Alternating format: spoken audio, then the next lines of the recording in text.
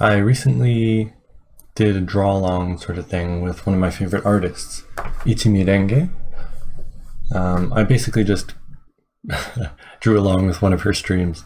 So to start, I just want to kind of give an overview of Ichimi Renge's art.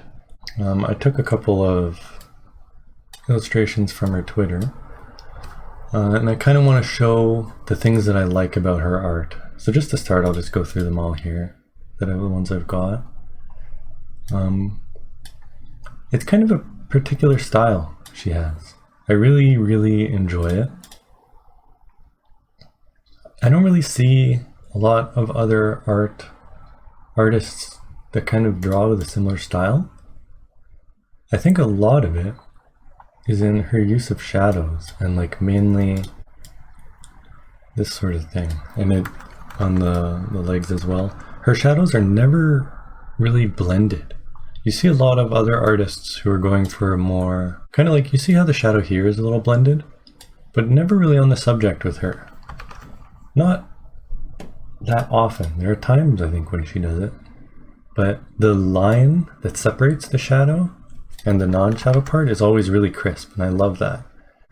And then the other thing is the contrast between the base color and then the shadow color, or like the highlights. If you look at the hair, she really picks the correct colors that really work well together. This one, you can really see it. Like there's kind of a base color that she goes with. You can see like the leg, it's kind of this color. And then there are areas where she uses like a airbrush kind of thing, and changes the color. It's really noticeable, the gradient of this sweater. It's really noticeable. The illustration that I decided to copy is this one. And I mean, you can tell there's a lot going on in this image. As like a beginner looking at this and thinking like, how am I going to do all of these trees in the back? How on earth am I going to do this? You know, and like the perspective of this, how am I going to get this to line up correctly? There's just so many things. Looking at this before I started, I had absolutely no idea how she did this, you know, the ground, how she got this effect. I was completely like, I have absolutely no idea. I want to stress that, right? Because I was clueless. The light beams, you know. So,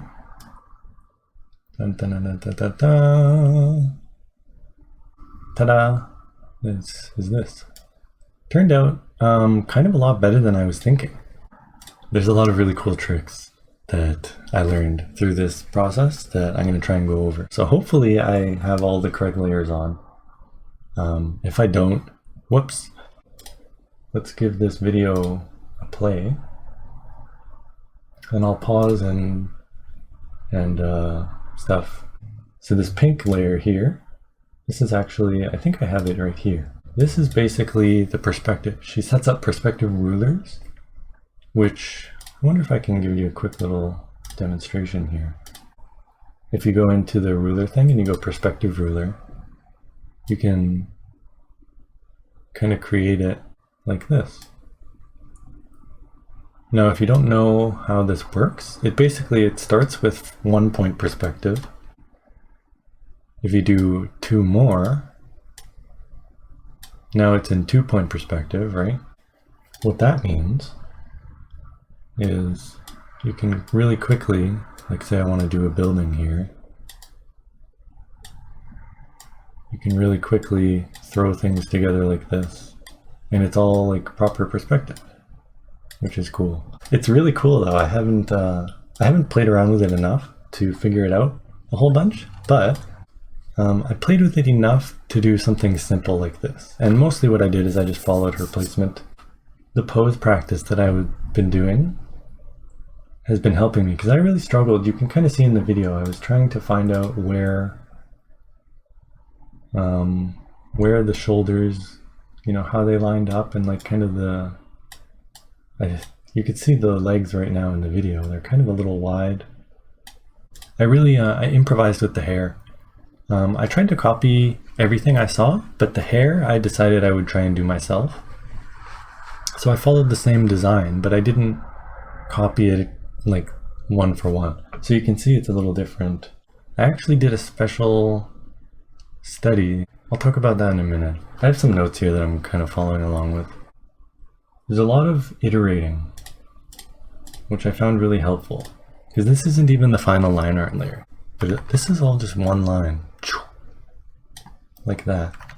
And it's really important because it makes this little area show up.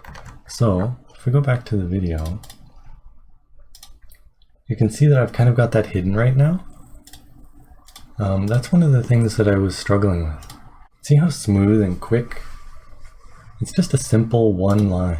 And it really, that's one of the big things where I was like, oh, okay. It was one of the coolest moments on this draw along. I don't know why, but it made me realize that like it's totally fine to do adjustments as you draw along. I don't know why I always have to look at things as I'm doing them, the unfinished product, and think, oh, this is no good. Of course it's no good. It's not done, you know? And you can see that I even redrew the bag and stuff after that. I found that line and then I completely erased everything around there because everything changes, right? The jacket, the form of the jacket changed, so I sort of redrew everything. So line art is really important for Ichimi Renge's style. From what I can tell, the line art is like key. The jacket. I haven't really analyzed clothing, to be honest. But you kind of need to know, like, if you think about it, like, how does the jacket fold? Like, this is the inside of the jacket, right? Right? This is the inside flap, and it kind of folds in. So this is the outside. This is the inside, right? Things like that. You know, you see jackets all the time, but as an artist, you need to understand what a jacket is really up to, you know? Because I was thinking about like, okay, what are the layers of the hair? How am I going to do this? So this is kind of like a study that I did, just really quick, just to kind of think about, okay, different parts of the hair. There's the bangs, the side, and then the back. I think is the back. And then kind of like this, and then this stuff is in the back. This stuff down here. Maybe over here, I don't really know. But I tried to layer it. I think because this is the key thing to her style. I think it's the #1 identifier for me that I really truly love about her style. Is these are all the lines, basically the border of the shadows. So if you compare what I'm looking at here to the original that she drew, you can sort of see what that means, the border of the shadows, right? Here's the skin at the very bottom. Just draw in the whites, the black, and then just kind of warm it up. And then just kind of, you know, do a little bit more warming up the other way. And that's it. Like, how simple is that? How effective is that? That's really cool. Like, say we want some red at the bottom of her jacket, right? Just do a layer like this, clip it, so it's right on top, and then you just grab an airbrush, make it nice and red, and then you can just kind of do this, right? That's a little extreme. Clip to the shadow. What do I have here? Oh, this is just changing the color a bit, yeah. So anyway, we're getting into the background now. So I'll pause here because this is actually a good time to pause. I made a couple brushes during this draw along. I just was messing around, honestly. I don't know what I'm doing. I don't know what I'm doing. I don't know if that's clear yet, but I really enjoyed this brush and I made it myself. How cool is that? This whole process. Starting from here. So again, I was clueless. That's the thing I said at the very beginning, right? How on earth do I do trees? I don't know what I'm gonna do here. I'm totally blind in this regard, right? So I just drew it, I just followed her. And then you can see it's very just kind of, not aimless, but very just, you know, throwing paint on the canvas. But really, it's not that difficult. Can you believe that? Look at this. It's not that difficult. It's really not that difficult. Just takes some time. Takes a bit of patience. Just really quick here. You can see on the video, I'm throwing in some grass. Where's that at? That's down here a little bit, right? This stuff. For that, I made another brush. Can you believe it? This one was a lot easier. You just grab it and flick kind of thing. That sort of fern shape. I'm a lot better than I thought I was. Than I realized I was, I should say. See all this red stuff? And you can kind of see it over here too, on this side. That red spotty feel.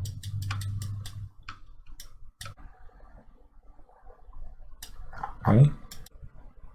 Sort of like petals feel. I just kind of drew this. Actually, I drew it with this fern brush. I drew it all with this fern brush. Here's one of them. Here's the other two. 3 materials. 3 little images, right?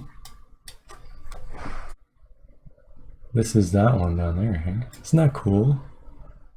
Isn't that cool? I don't know, I think that's really cool. Now the next thing she does is the floor. Here you go in the video, I'm just starting it now. So, if you'll notice, this is actually the same Dotzer brush that I made. This one, this is the same one. You just kind of lower the opacity and then just do that a couple more times. Just before that part, this one. So there's dark and then light. That's all you really need to do. So here's the base one. Yeah, just 2. And then a big sweep to kind of darken it. And there you go. How cool is that? Instant gravel road, right? Now, you got a little glimpse of it there, and here it is. Look at that. Look at that. Are you kidding me how simple it is? And ready? Wait till the end here. Are you kidding me? That's all? Look at that. Are you kidding me? Even in this simple little demonstration that I prepared this morning, right? All you do is you grab a little light orange, nice soft brush, and you just kind of doot, boop, shoop, and then just erase a bit. You know? And it takes a bit of an eye. But that's it. That's it. That's all there is to it. And you switch to add glow, right? So here's normal. Just kind of orange. Add glow. There you go. And you can mess with this. How cool is that? Just some red over here. And some blue down here. Some sunlight. Right? A little bit of warmth below. Oh, I'll put the shadows back on. The highlights. Right, that's important. And then adding that bit of glow here. Final touches, right? Pretty much been over everything at this point. And that's it. So, how do you think I did? How do you think I did? I think I did pretty good. The things that I love about her art, I think comes down to just the simplicity of her lines. The use of the color. Like, she uses a nice palette, really warm and inviting, warmth of composition, you know, as well. And that bordered shadow. The shadows really make everything pop. And her style kind of feels like a modern, this one in particular, a modern take on this sort of stuff. You know, this sort of poppy, I don't even know what you would call it. But you don't really see people doing this anymore. I think Ichimi Renge is the only artist I can name off the top of my head who does it. And it's a style that I really love. You know what I mean? That kind of cel-shaded look. Her art really feels like a modern take on that. I don't know if it's just me, and I don't know if that's what she's going for, but that's kind of what I get from it. You see what I sort of mean, though?